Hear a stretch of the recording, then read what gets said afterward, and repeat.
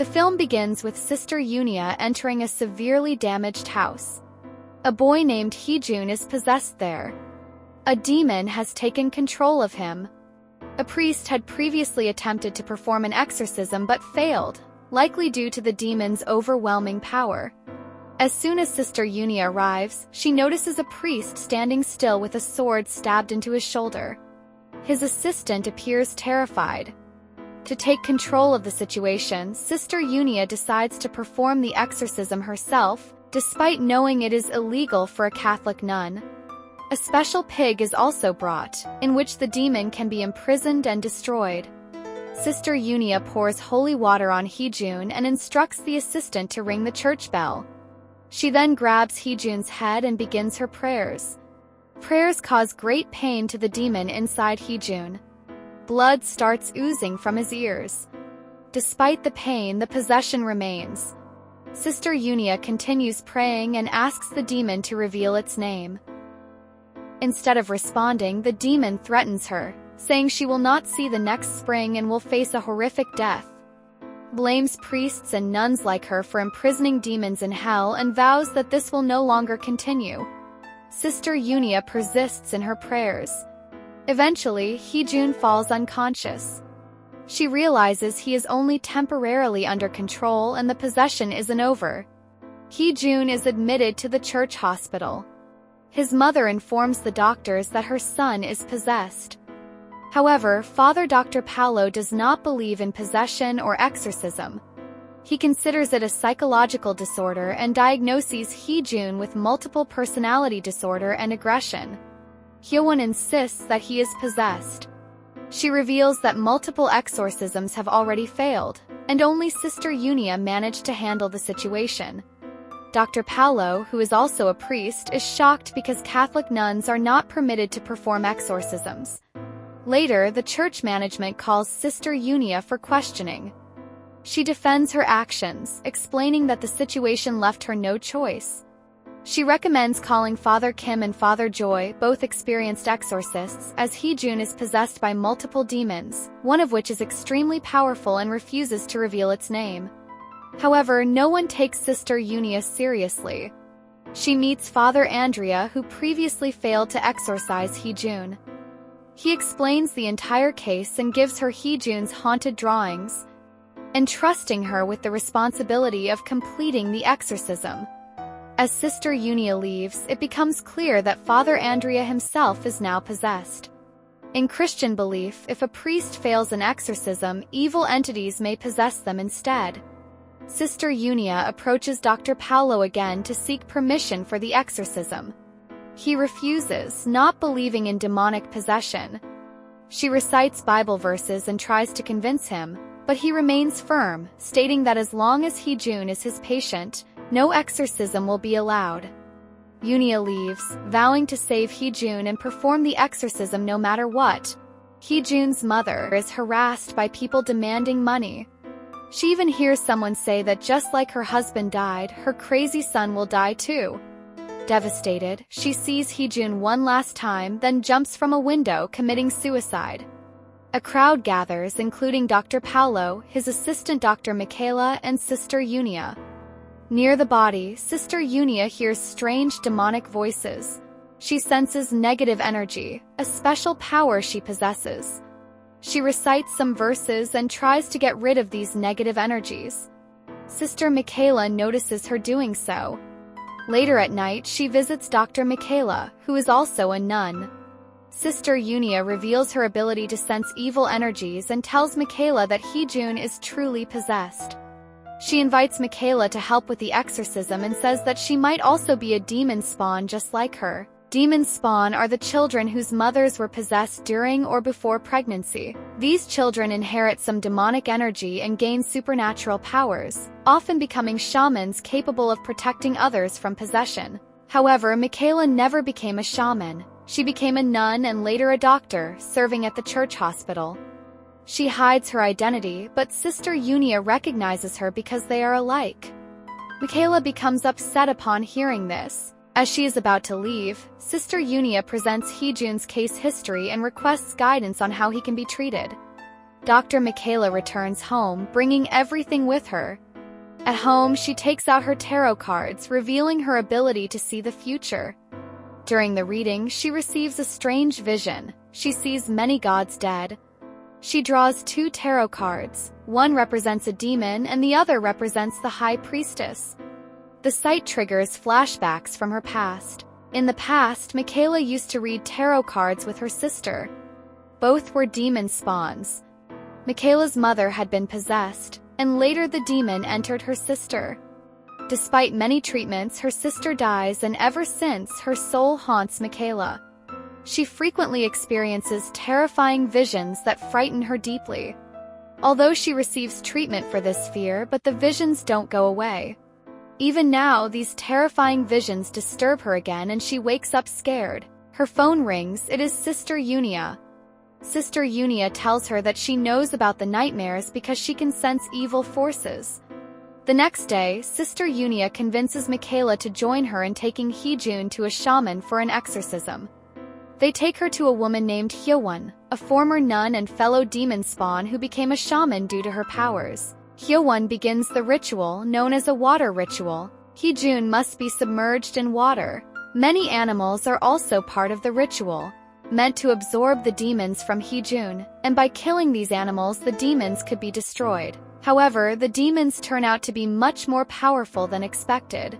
The ritual backfires and all the animals are killed violently. Hee-joon becomes deeply distressed by the failure. After the failed ritual, the group prepares to return home. On the way, Hee-joon senses that Sister Junia is unwell.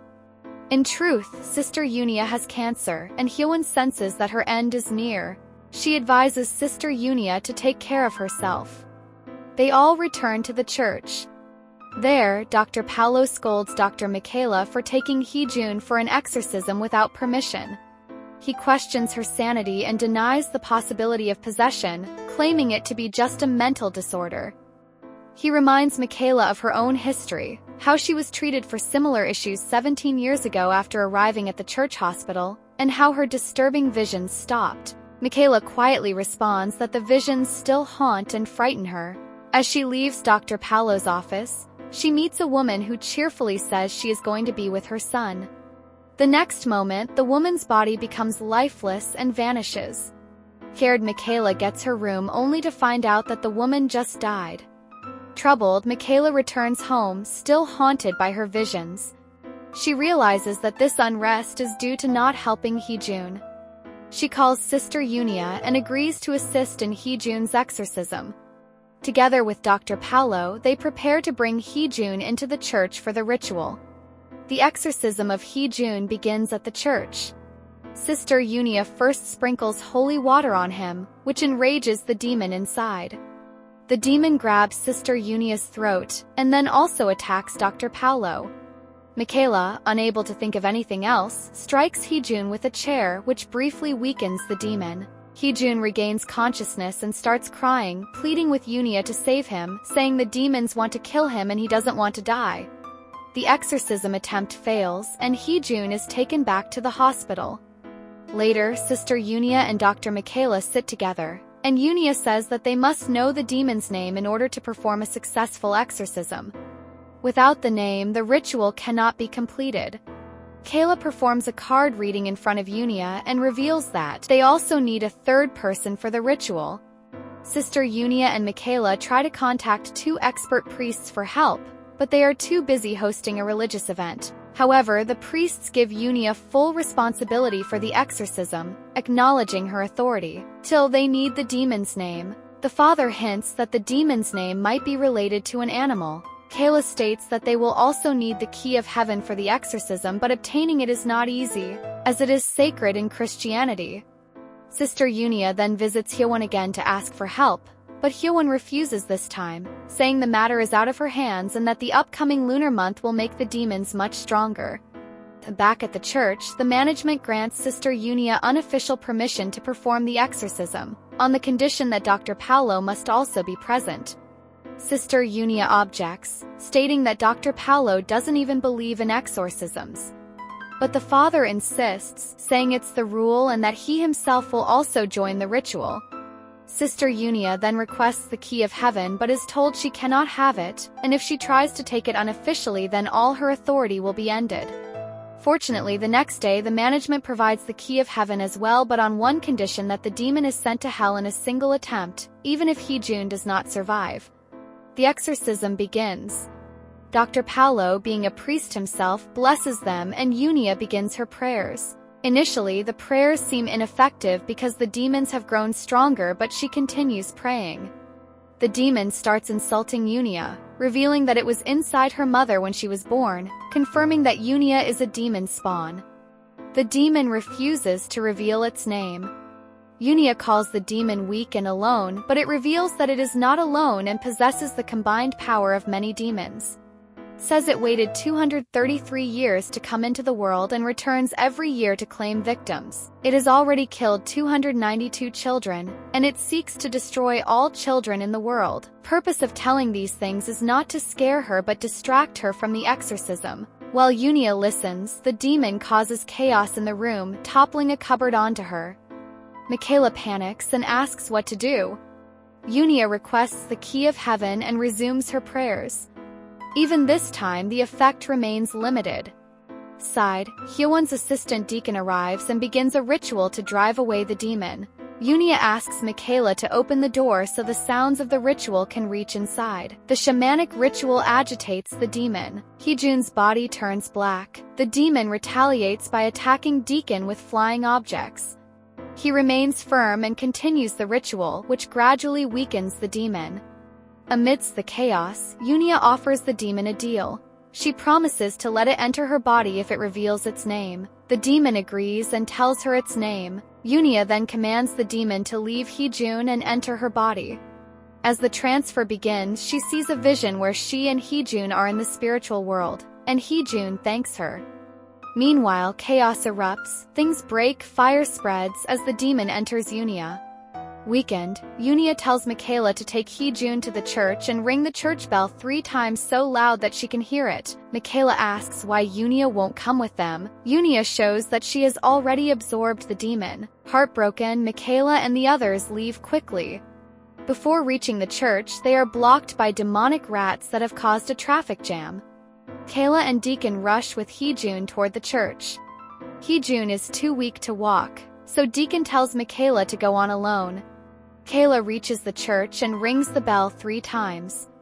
Before this, Hee-joon's body had turned completely black, but after the bell rings, his body returns to normal. The demons have left him. Sister Junia has placed the key of heaven on her own body and sealed the demon within herself. She walks into the fire, sacrificing herself to destroy the demon. Knowing her cancer would kill her soon anyway, she chooses to save Hee-joon by sacrificing her life. Michaela learns this only afterward. With the demon destroyed, Father Paolo changes his views. He begins to believe in exorcism and possession. He hands over the key of heaven recovered from the burnt building to the church management. In the final scene, Michaela and Hee-joon are shown setting out on a long journey. Their mission is to find and destroy the remaining 12 demons in the world, sending them back to hell. The movie ends with this powerful resolution. I hope you liked my video. If you did, please like and share it. And if you're new to the channel, don't forget to subscribe. We keep bringing such content regularly. Peace.